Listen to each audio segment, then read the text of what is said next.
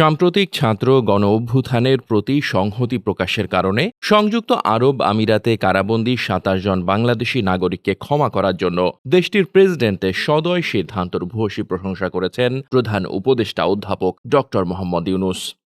৩রা September মঙ্গলবার সংযুক্ত আরব আমিরাতের প্রেসিডেন্ট শেখ মোহাম্মদ বিন জায়েদ আল নাহিয়ানের কাছে লেখা এক চিঠিতে অধ্যাপক ইউনূস বলেন, আপনার সহানুভূতি ও বোঝাপড়া সত্যি আমাদেরকে গভীরভাবে ছুঁয়েছে।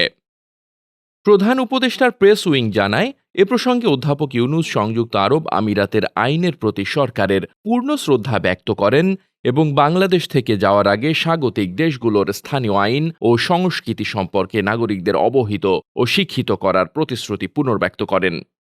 প্রধান উপদেষ্টা বলেন, তাদের দণ্ড বাতিলের বিষয়ে আপনার মহৎ সিদ্ধান্ত গভীর স্বস্তি ও প্রশংসা অর্জন করেছে।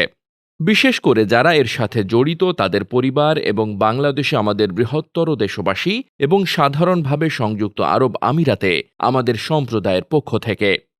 অধ্যাপক ইউনূস আরও বলেন, তাদের টেলিফোন কথোপকথনের পর এই ক্ষমার বিষয়টি কেবল সংযুক্ত আরব আমিরাতের প্রেসিডেন্টের সহানুভূতিশীল নেতৃত্বের উদাহরণই নয়, বরং দুই দেশের মধ্যে স্থায়ী ভ্রাতৃত্বপূর্ণ বন্ধনকে শক্তিশালী করার ক্ষেত্রেও বাহক হিসেবে কাজ করে।